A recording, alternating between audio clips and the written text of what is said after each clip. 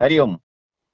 ओम नमो भगवते गणेशाय, नमो भगवते गुरुवे नमो, परम गुरु परात्पर परमेष्टि गुरु। आज महाशिवरात्रि आ महाशिवरात्रि रे महावचन माँ भगवती, माँ जगद्धात्री, माँ धरणी एवं माँ जी अच्छे आद्याशक्ति पात्र अनुकोटि प्रणाम। मोर आपणकर जगत गुरु आदि शंकराचार्य गोटे श्लोक मन पड़ुची।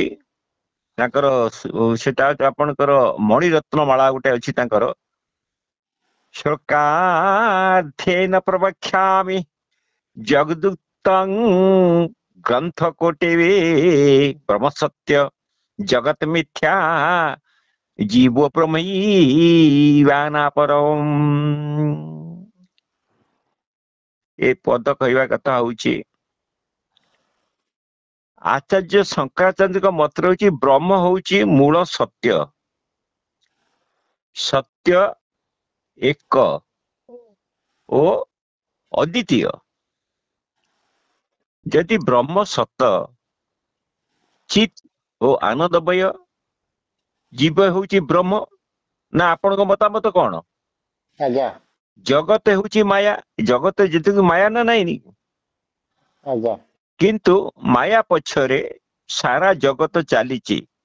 जदि संसार रे के नरक थाए सी होची नारी। आज्ञा हाँ, तेणु परमेश्वर द्वारा जगत सृष्टि होची, सेठारे तांका ठारे परमेश्वर लीन होची, परमेश्वर लीन होची। यह होची अद्वितीय वेदांतर सारा कथा। आज्ञा शंकराचार्य आ गोटे ब्रह्मसूत्र गीता उपनिषद भाषा रे सी प्रतिपादन कर मु जो कथाटी कहली, किंतु यही भाषा सर्वजन बोध हेबार आशंका प्रकाश करी सर्वसाधारण को सहज सरल भाषा रे कही हेब नहीं बा बुझाई हेब नहीं। जो शंकराचार्य अन्य कौन लिखिले, विवेक चूड़ामणि लिखिले, उपदेश शास्त्री लिखिले, विभिन्न देवदेवी को स्तोत्र कले, अष्टक मान कले, लोक शिक्षा कले, रचनावादी कले, चपट मजरी करे, मोह मुदगर करे, गोटे कले कहीं माने संसार को उद्धार करिया पाई।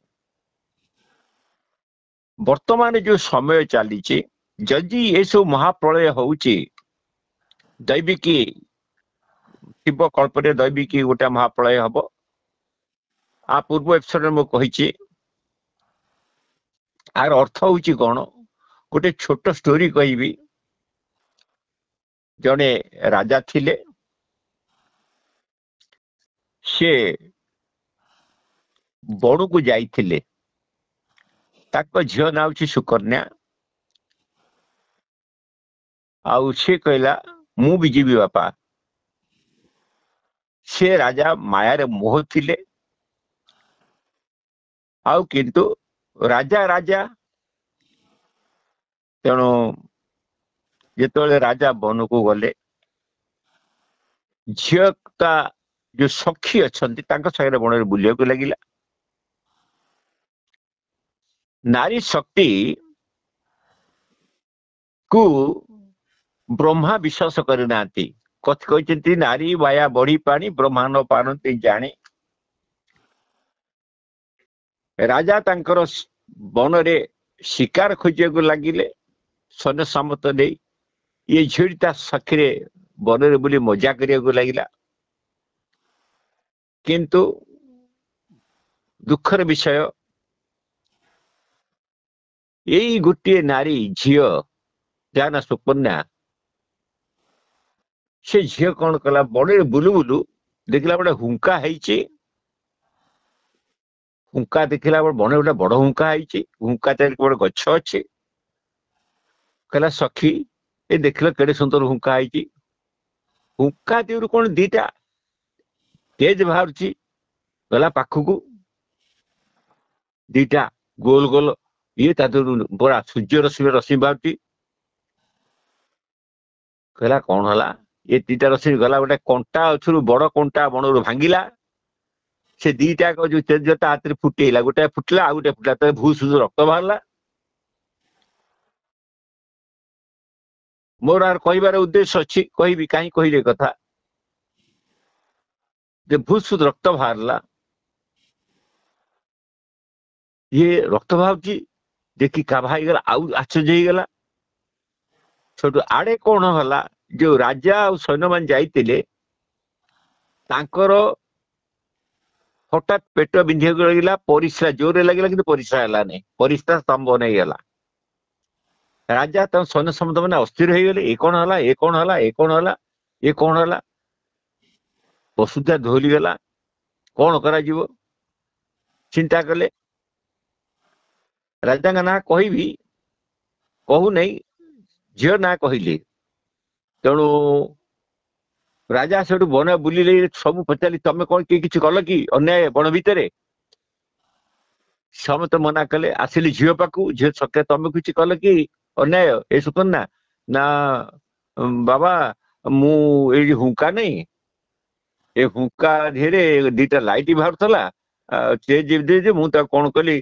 कंटा आनी फुटे रक्त बहु राजा सागे हुंका पाक दौड़ी आसिले देखिले सत्य रक्त बोची सागे सागे राजा कौन कले प्रार्थना कले सेठी कहले महाभाग आपण जे हुंका भितर अच्छे ये हूँ नारी गोटे चपलता मो झीर किंतु मु नारी प्रेम नुहे कि झील प्रेम नुहे मु कहा जी दोषक दंड पाइब आपण को मु ये कन्या को यही दान कर देजी आपण ये परिस्था थपन खोलतु आमको क्षमा करतु अज्ञातर झील चपलतार नारी तेणु सांगे सांगे जमी एक कथा कही दान कर सत कले दिगपाल सत्य वचन कहले सांगे सांगे समस्त परिस्थिति स्तंभन पेट खुलीगला राजा कौन कला से बने रही झील को सुकन्या को हंक छाड़ी पलि आसिले मोर कहवा एग्जांपल हूँ गोटे झील जोगु बुझिले आज्ञा आज्ञा समस्त राजा राजर जिते सैन्य पात्र समस्त परिसा बंधेला पेट बिंधिला गोटे नारी जोगु एते कष्ट पाइले तेणु आज से नारी शक्ति द्वारा यही सब जो नारी शक्ति माने घोर अन्याय करुछंती जो अन्याय रो कोई माने समाधान नहीं तेणु प्रलय होची आउ भूमिकंप आउ सुनामी आउ बात्या यही होची यही मानक सकाशे यही जो आपणकर स्टाइल रे कौन थिला कौन हैला पूरा अद्भुत नंगला होइले पुरुष भी कौन करिवे केते जन योगी अछंती केते जन महापुरुष अछंती केते जन स्थित प्रज्ञ अछंती केते जन ज्ञानी अछंती केते जन महा माने आपण ब्रह्मश्री देवश्री राशि ब्रह्मचारी अद्भुत साधु संत महर्ष के अछंती बोलुचन संसार भितर अछंती साधु अछंती मु जोड़ी जो यज्ञ कर जो महेंद्रगिरी साधु अछंती सेठी साधु बाघ विषय बोलुचंती सिद्ध पुरुष माने जेम जने साधु गोधी आगे बुलता हठात गोधी गोटे गुफार पशिगला तब किए गोधी गुफार छोट गो किए पशि पार से तो बाहर बाहर साधु हम सेमती शंकराचार्य कहवा उद्देश्य हूँ कौन गोटे तुम्बे माने जो नारी माँ माने संसार अच्छे मु को नारी शक्ति की अवमानना करू नहीं किंतु तांकर जो रही अभिशप्त जन मास थरे मासरे से गोटे द्वितीय एबे जो आपणकर खंड प्रलय बा भूमिकंप बा महाग्रस होची युग शेष है नहीं मु एबे भी कहूँ युग शेष है नहीं बहुत अन्याय एमाने करुछंती जो अन्याय की आउ धरित्री सह्य करि पारु नै तेणु से कौन करचंती जहा महाप्रभु अच्युत निर्घट लिखिचंती गोटे कथा मन पड़ जाउची आरु माँ को हरिबे गोदंडा चसीबे सासु जोई रे पीरती बारंगना हेई केही न रहिबे बारंगना नारी जाति ମହାପ୍ରଭୁ ନିର୍ଘଟରେ କହିଲେ ବାରଙ୍ଗନା ବାରଙ୍ଗନା ବାରଙ୍ଗନା। ଏଇ ନାରୀ ଜାତି ସକାଶେ ଯେପରି ସବୁ ଯୁଗ ଯୁଗାନ୍ତରେ ହେଇ ଆସୁଛି, ଏ କଳି ଯୁଗରେ ଏମିତି ଖଣ୍ଡ ପ୍ରଳୟ ହେଇ ହେଇ ହେଇ ହେଇ ହେଇ ଯିବ। ଆଗ ପୁରୀରୁ ପ୍ରଳୟ ଆରମ୍ଭ ହବ, ପୁରୀରୁ ସମୁଦ୍ର ଉଠିବ। ଆକୁ ମୁଁ କହୁନାହିଁ, ଯାହା ଜଗଜ୍ଜନନୀଙ୍କ ନିର୍ଦ୍ଦେଶ ତାହା ମୁଁ କହୁଛେ। ଆଉ ବହୁତ ଜଲ୍ଦି ହବ। ଆଉ କିନ୍ତୁ ଏ ଗୋଟେ କଥା କହିଦଉଛି, ଜଣେ ଗୁରୁ ଥିଲେ, ଜଣେ ଶିଷ୍ୟ ଥିଲେ, ବୁଝିଲେ ଆଜ୍ଞା। ଆଜ୍ଞା ଗୁରୁ ଆଧ୍ୟାତ୍ମିକ ଜୀବନରେ ବିକାଶ ସାଧନା ପାଇ ସେ ଭଲ ଜ୍ଞାନ ଶିଶୁକୁ ପ୍ରଦାନ କରୁଥିଲେ, କିନ୍ତୁ ପାର୍ଥିବ ଜଗତର ଦୃଶ୍ୟମାନ ଅପାତ ସୁନ୍ଦର ଲୋଭନୀୟ ପଦାର୍ଥର ମାୟା ମମତାରେ ବାନ୍ଧି ହୋଇ ପଡିଥିବା এই ପୁରୁଷ ଜାତି ଏବଂ କିଛି ନାରୀ ଜାତି ମାନେ ଏମାନେ କଣ କରିଛନ୍ତି, ନିଜର ଜ୍ଞାନ ଶକ୍ତି ହରେଇ ବସିଛନ୍ତି। କାହିଁକି ନା ତାଙ୍କ ପାଖରେ ଧନ ଅଛି, ତାଙ୍କ ଜନ ଅଛି, ତାଙ୍କ ଯୌବନ ଅଛି, ତାଙ୍କ ପାଖରେ କିଛି ମାନେ ଅପଢୁଆ ଜ୍ଞାନ ଅଛି, ପଢୁଆ ଜ୍ଞାନ ଅଛି, କ୍ଷମତାର ଅଭିମାନ ଅଛି, ପାଠ ପଢିଛନ୍ତି, ଶିକ୍ଷିତ ହୋଇଛନ୍ତି। ସେଇ ଅଭିମାନକୁ ବଜାୟ ରଖାଇ ମଣିଷ ତା ଜୀବନରେ ଅମୂଲ୍ୟ ସମୟକୁ କଟେଇ ଦେଇ ପ୍ରଳୟକୁ ହାତ ଧରି ଡାକୁଛି। ଅବିଚାର ଅବହେଳାକୁ ଅପେକ୍ଷା ନ କରି ନିଜ ବୁଦ୍ଧିରେ ସେ ତାର ଗାଡି ଚଲେଇ ଚାଲିଛି। କିନ୍ତୁ ଯେତେବେଳେ ଗାଡି ଚାଲିବ, ଯେତେବେଳେ ମୃତ୍ୟୁ ଆସିବ, ସେତେବେଳେ ଧନ ରହିବ ନାହିଁ, ଜନ ରହିବ ନାହିଁ, ଜ୍ଞାନ ରହିବ ନାହିଁ, କ୍ଷମତା ରହିବ ନାହିଁ, ଅଭିମାନ ରହିବ ନାହିଁ, ତାକୁ କିଏ ରକ୍ଷା କରିବ?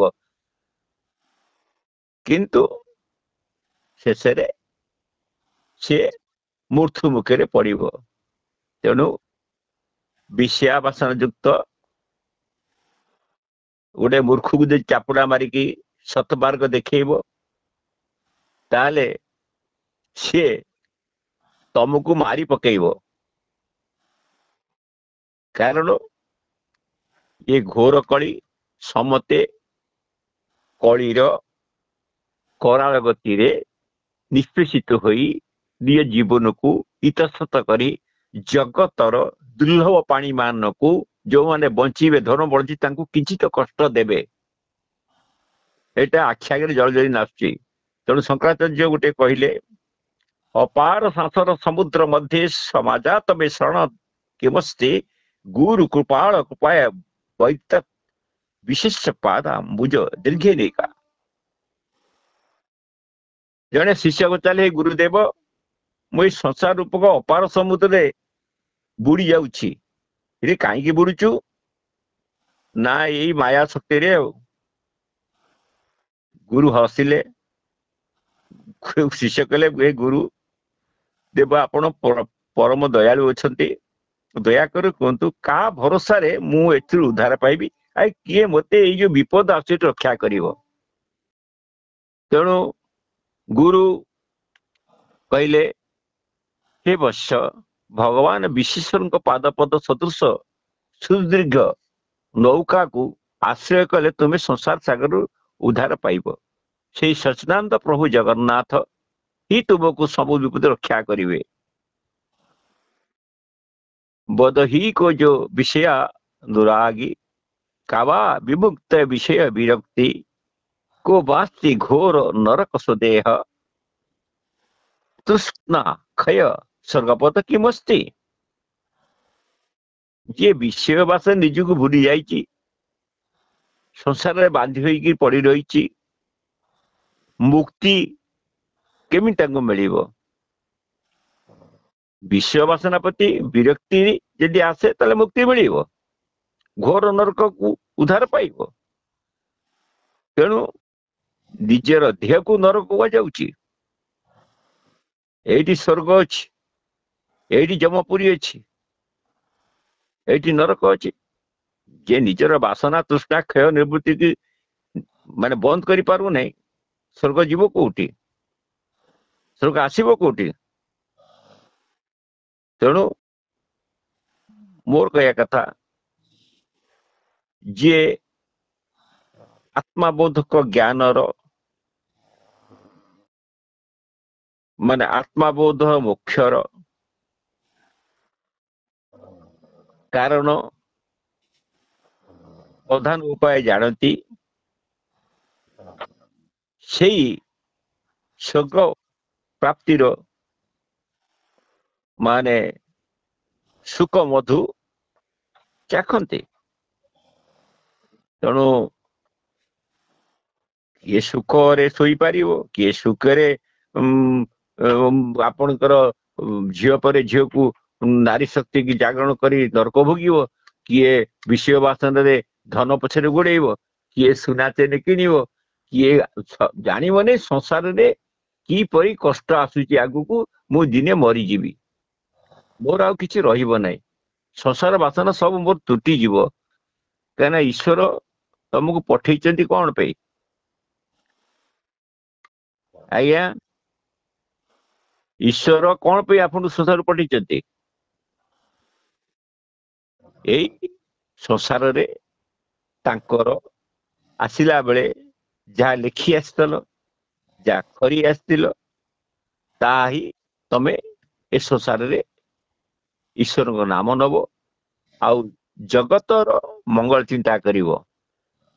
ଯେତେବେଳେ ଆପଣ ଜଗତର ମଙ୍ଗଳ ଚିନ୍ତା କରିବେ, ସେତେବେଳେ ଆପଣ ହିଁ ଖୁସି ରହିବେ, ଜଗତ ବି ଖୁସି ରହିବ, କାରଣ ଜଗତ ଭିତରେ ଆପଣ ଅଛନ୍ତି ନାଇଁ ଆଜ୍ଞା। ତେଣୁ ଈଶ୍ୱର ଯିଏ ଅଛନ୍ତି, ସେ ସବୁବେଳେ ସବୁ ଦେଖୁଛନ୍ତି, ସବୁ ଶୁଣୁଛନ୍ତି, ସବୁ ଆପଣଙ୍କୁ କହୁଛନ୍ତି ଖରାପ କର, ଆପଣଙ୍କୁ କହୁଛନ୍ତି ଖରାପ କର ନା, କାହିଁ ଏଇ ମନ ଭିତରେ ସେ ବସିଛନ୍ତି। କିନ୍ତୁ ଆମେ ଯଦି ନିଜ ବିବେକକୁ ଖଟେଇ ଈଶ୍ୱର ପରୀକ୍ଷା କରୁଛନ୍ତି ବୋଲି ଜାଣି ଆମେ ତାକୁ ଅଟକେଇ ପାରିବା, ତାହେଲେ ଆମେ ବଞ୍ଚିବା, ଜଗତର କିଛି ଲୋକ ଆମ ଦ୍ୱାରା ଉପକୃତ ହେବେ। ତେଣୁ ଭଗବାନ ମନ୍ଦିରରେ ଆମେ ଯିବା, ଭଗବାନଙ୍କୁ ପ୍ରାର୍ଥନା କରିବା, କଣ କହିବା, ହେ ପ୍ରଭୁ ତୁମେ ଗୋଟେ ପଠେଇଥିଲ, ମୁଁ ଲେଖିକିରି ଆସିଥିଲି,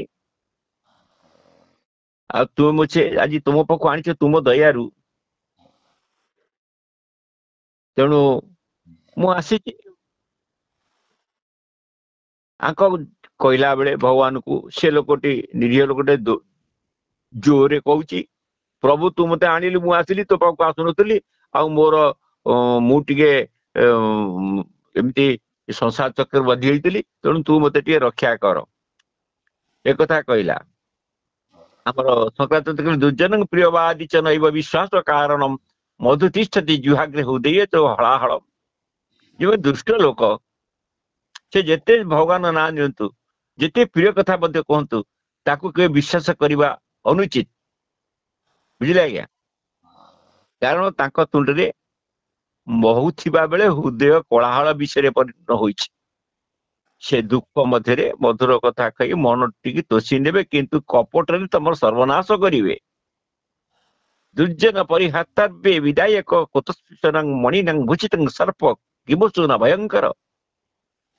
ଯିଏ ବିଦ୍ୟାରେ ବଣ୍ଡିତ ହୋଇଛି, ସେ ଦୁଷ୍ଟ ସର୍ବଦା ତାର ସଙ୍ଗ ପରିତ୍ୟାଗ କରିପାରୁନାହିଁ।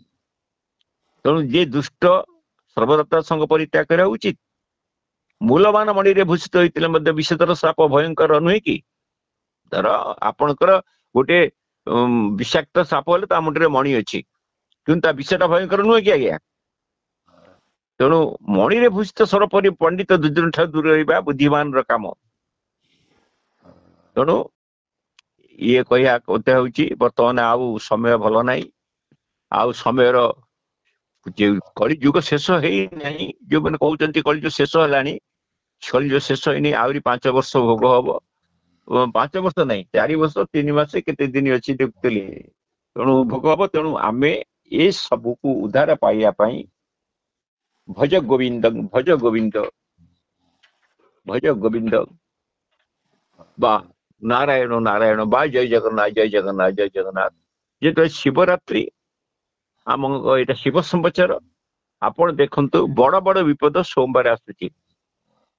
ସୋମବାର ଦିନ ବଡ ବଡ ବିପଦ ହଉଛି। କୋଉଠି ସୋମବାର ବନ୍ୟା ହଉଛି, କୋଉଠି ସୋମବାର ଭୂମିକମ୍ପ ହଉଛି। ଆପଣ ନିଜେ ଅନୁଭବ କରନ୍ତୁ। ସୋମବାର ଦିନ ବେଶୀ ବଡ ବଡ କାମ ହବ। ଆଉ ଏବେ ଆପଣଙ୍କର କିଛି ଯବନ ଦେଶ ଯଥା ମକା ମଦିନା, ଆଫଗାନିସ୍ତାନ, ପାକିସ୍ତାନ ଯେକୌଣସି ସବୁ ଅଛି ସେଠି ଆଗ ଟିକେ ଏବେ ପ୍ରଳୟର ଆରମ୍ଭ ଦେଖେଇବ। କାହିଁକିନା ହେଉଛି ଦୈବିକୀ ପ୍ରଳୟ, ମାନେ ଦୈବିକ କଳ୍ପ ବ୍ରହ୍ମାଙ୍କର। ତେଣୁ ଆ ଝିଅରେ ପ୍ରଳୟ ସୁନିଶ୍ଚିତ। ଆଉ ଏବେ ଆପଣଙ୍କର ମୁଁ କହିଥିଲି ଆଗ ଏପିସୋଡରେ 28 ତାରିଖ ପରେ ଫେବୃଆରୀ ଶେଷ ହେବ ଗୋଟିଏ ବଳୟ ଅଣ୍ଡାମାନ ଦ୍ୱୀପ ଉପରେ ସୃଷ୍ଟି ହେବ। ବର୍ଷା ହେଇପାରେ, ବାତ୍ୟା ହେଇପାରେ, କିନ୍ତୁ ଯଦି ବାତ୍ୟା ହୁଏ ସେ ପଶ୍ଚିମବଙ୍ଗ ବା ବାଂଲାଦେଶ ଯିବ। ଓଡ଼ିଶାରେ ଆଫେକ୍ଟ ଅଳ୍ପ ପଡିବ। ଏକଥା ଆଉ ଥରେ କହୁଛି। ତାପରେ ମାର୍ଚ୍ଚ ମାସ ଭିତରେ ବାତ୍ୟା କମି ନାହିଁ। ମନେ ରଖିଥାନ୍ତୁ, ମାର୍ଚ୍ଚ ମାସ ଭିତରେ ବାତ୍ୟା କମି ନାହିଁ। ବାତ୍ୟା ପରେ ବାତ୍ୟା, ବାତ୍ୟା ପରେ ବାତ୍ୟା, ବାତ୍ୟା ପରେ ବାତ୍ୟା ଏମିତି ଲାଗି ରହିବ।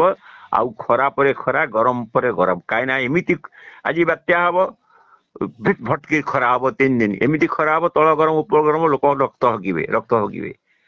ତେଣୁ ଆମର ମାର୍ଚ୍ଚ ମାସଠୁ ଏପ୍ରିଲ ମାସଠୁ, ମେ ମାସଠୁ, ଜୁନ ମାସଠୁ ଜୁଲାଇ ମାସ ପର୍ଯ୍ୟନ୍ତ ଏମିତି ଗରମ ଚାଲିବ। ଆଉ ଯୋଉ ଆସିଲା June July August September October, ତା ଦେହରେ ବି ପ୍ରବଳ ଗରମ ହବ। ମନେ ରଖିଥାନ୍ତୁ।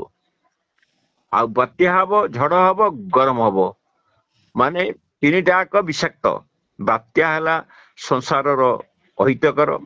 ଆପଣଙ୍କ ଧନ ନଷ୍ଟ ହବ, ଘର ନଷ୍ଟ ହବ, ଲୋକ ନଷ୍ଟ ହେବେ। ଆଉ ଗରମ ହେଲା, ଏଇ ଯୋଉ ଜୀବ ଜଗତ ଅଛି ସେ ଉତ୍ତପ୍ତ ହେବେ। ତଳ ଗ୍ୟାସ ଉପର ଗ୍ୟାସରେ ଆଉଟି ପାଉଟି ହେବେ। ଏବେ ଯୋଉ କିଛି ଦିନ ହବ ନିଶ୍ୱାସ ନେଇପାରିବେ ନାହିଁ। ସେଇଭଳି ମୂଲ୍ୟବୋଧ ଜିନିଷ ଯିଏ ଭୋଗିଛି ସେ ଜାଣିଛି।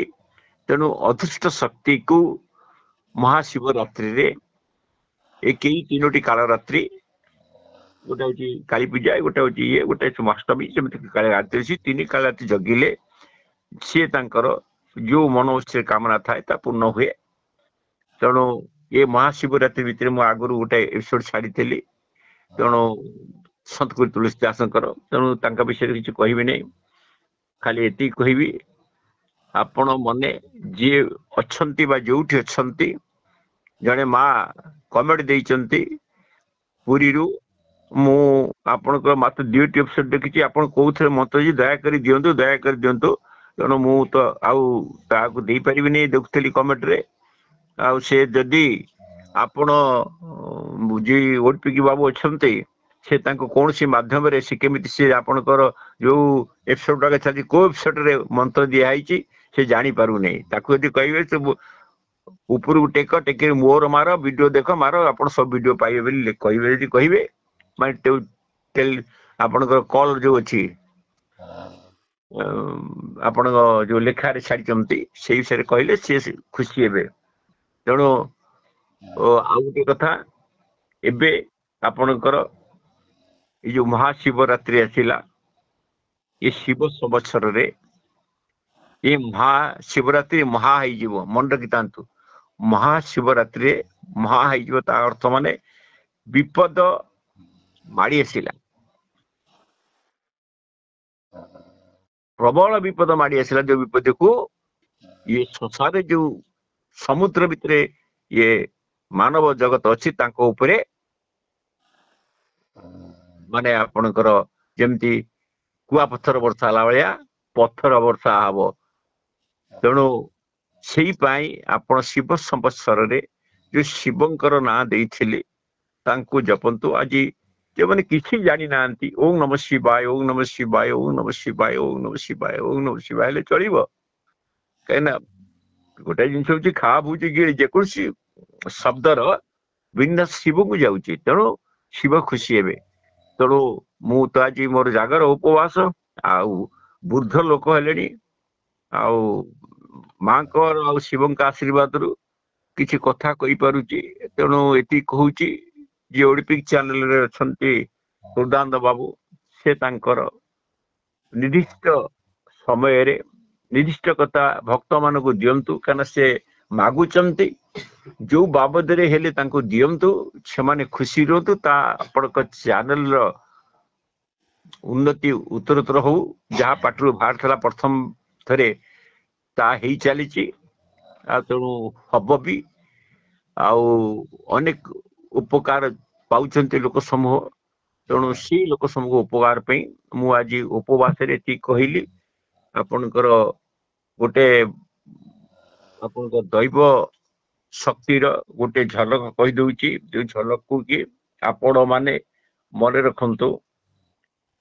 ଆଉ ଜୀବ ଜଗତର 2025ରେ ନିସ୍ତାର ନାହିଁ ଆଉ 2026 ସେମିତି କିଛି ନାହିଁ 2027ରେ ଅଛି କିଛି 2028ରେ ଅଛି କିଛି ଆଉ 2030 ସବୁ କିଛି ତେଣୁ ହେଉଛି ଗୋଟେ ଦୈବବାଣୀ ଆଉ କହିବେ ଯଦି ଆଗ ଏପିସୋଡରେ ଗୋଟେ ଟାଇମ ଦେବି ଆଉ ଯେତେବେଳେ ଭୂମିକମ୍ପ ହବ ବା ଯେତେବେଳେ ଆପଣଙ୍କର ଧରାପୃଷ୍ଠରେ ହବ ସେ ବ୍ରହ୍ମ ମୁହୂର୍ତ୍ତରେ ହବ ବୋଇଲେ ଇୟର୍ଲି ରାତିରୁ ହବ ଆଉ ଇୟର୍ଲି ସନ୍ଧ୍ୟାରୁ ହବ ଯେତେବେଳେ ଲୋକ ୟା ତ ଶୋଇଥିବେ ନହେଲେ ତ ୟା ତ ବିଶ୍ରାମ କରିବାକୁ ଖଟି ଖଟି ଆସିଥିବେ ସେତିକିବେଳେ ହିଁ ହବ ତେଣୁ ସେଇ ହିସାବରେ ଏଇ ଦିଟା ଟାଇମ କହିଲି ଏଇ ଦିଟା ଟାଇମ ଲୋକ ମନେ ରଖିଥିବେ ରାତିରେ ହବ ନହେଲେ ଏକଦମ ପ୍ରାତଃ ଭୂମିକମ୍ପ ହବ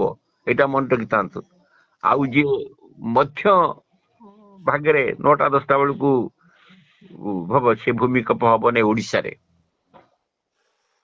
କାହିଁକିନା ଓଡିଶାରେ ପ୍ରବଳ ପ୍ରବଳ ଲୋକ ନିଜର ଜ୍ଞାନ ଶକ୍ତି ହରେଇ ସାରିଲେଣି ତେଣୁ ସେଥିପାଇଁ ଇଏ ହଉଛି ଯାହା ମହାପ୍ରଭୁ ଲେଖିଥିଲେ ନିର୍ଘଣ୍ଟରେ ଘୋର କଳି କାଳେ ଜ୍ଞାନର ରହିବ ଜ୍ଞାନୀ ହେବେ ବାଟ ବଣା ପ୍ରକୃତି ସାଙ୍ଗରେ ବିରତି କରିବେ ଜ୍ଞାନ କହି ଅକଳନା ତେଣୁ ଏଇ ଯୋଉ ପ୍ରକୃତି ତା ସାଙ୍ଗରେ ହିଁ ସେ ପ୍ରକୃତି ସାଙ୍ଗରେ ଏ ପ୍ରକୃତି ମିଶିକିରି ଧ୍ୱଂସ ଲୀଳାକୁ ଓଡିଶାକୁ ଡାକି ଆଣିଛି ଆଉ ଭାରତର କିଛି ଅଂଶ ହବ ଆଉ ଆପରେ ଦ୍ୱିତୀୟ ଶତାବ୍ଦୀରେ ଯୋଉ ଏପିସୋଡ ଦେବି ମାନେ କିଛି ଦେଶ ନରକଙ୍କାଳରେ ପୂର୍ଣ୍ଣ ହବ ସେଇ ନରକଙ୍କାଳକୁ ଏପିସୋଡଟାକୁ ଆଉ ଦେବି ଆଉ ନରକଙ୍କାଳ କେବେ ହବ କେଉଁ ମାସରେ ହବ ଆଉ କେତେ ଦିନ ପାଇଁ ହେଇଯିବ ନରକଙ୍କାଳ ମାନେ ଗୋଟେ ଗୋଟିଏ ପ୍ରଦେଶ ବା ଗୋଟେ ଦେଶ ଆପଣଙ୍କର ଫାଟିଯିବ ତାପରେ ବୋଲେ ଦେଖନ୍ତୁ ଆପଣଙ୍କର ଭୁବନେଶ୍ୱରରେ ଖରା ହେଲା କଟକରେ ବର୍ଷା ଗାଳିଲା ସେମିତିଆ ଅବସ୍ଥା ହବ ଗୋଟେ ଜାଗା ଫାଟିକି ଲୋକ ଖାଇବେନି ସେଠି ଗୋଟେ ଜାଗା ଲୋକ ଶସ୍ୟ ପାଉଥିବେ ଏଇ ହଉଛି ଇନ୍ଦ୍ରର ସୃଷ୍ଟି ପାଳନା କାହିଁକି ହଉଛି ଏଇ ଅନ୍ୟାୟ ହଉଛି ତେଣୁ ସେଇଟାକୁ ଆପଣ ଅବଲମ୍ବନ କରି ଏକମାତ୍ର ଜଗନ୍ନାଥଙ୍କ ଉପରେ ଶରଣ ନିଅନ୍ତୁ ସେଇ ହଉଛି ଏକମାତ୍ର ଇଏ ଆଉ ଯୋଉଠି ଏ ସମୟ ଆସୁଛି ଗୋଟେ ଆମର ପାଠ ପଢିଥିଲୁ ଆରେ ଖଣ୍ଡି ଯେ ଖଣ୍ଡି ତୋର ପିଞ୍ଜରା କାଠି ଖାଉ ନଥିବେ ଶ୍ୱାନ ଶୃଗାଳ ବାଣ୍ଟିରେ ଶୃଗାଳ ବାଣ୍ଟି ଖଟ ପଲଙ୍କେ ସେଜ ସେ ଯାଇ ସୋ ଖଳ ଦୁର୍ଗନ୍ଧ ହେବ ଏ ତୋର ଦେହୁରେ ଏ ତୋର ଦେହୁ ଆଗର ଏପିସୋଡର ଏଇ ଦିପଦ କଥା କହିଲି ତାର ବହୁତ ତତ୍ଵ ଅଛି ତେଣୁ ମୁଁ ଏତିକି ରହୁଛି ସମସ୍ତଙ୍କୁ ମୋର ଆଡୁ ଆଶୀର୍ବାଦ ଢାଳୁଛି ଶିବରାତ୍ରି ସମସ୍ତଙ୍କର କିଛି ନା କିଛି ଭକ୍ତିଭାବ ଆସୁ ଆଉ ସମସ୍ତ କିଛି ନା କିଛି ଧର୍ମ ବଳ ଆସୁ ସମସ୍ତର କିଛି କିଛି ଜ୍ଞାନ ଉପୁଜୁ, ସମସ୍ତଙ୍କୁ କିଛି ଈଶ୍ୱର ଶକ୍ତି ପ୍ରାପ୍ତ ହଉ, ସମସ୍ତେ ଏ ବିଶ୍ୱର ମଙ୍ଗଳ କାମନା କରନ୍ତୁ, ନିଜେ ଭଲରେ ରୁହନ୍ତୁ, ଜଗତର ମଙ୍ଗଳ କରନ୍ତୁ। ଗଙ୍ଗେ ହର, ନର୍ମଦେ ହର, ଜଟାଶଙ୍କରେ ହର, ପାର୍ବତୀ ପତେ ହର ହର ମହାଦେବ।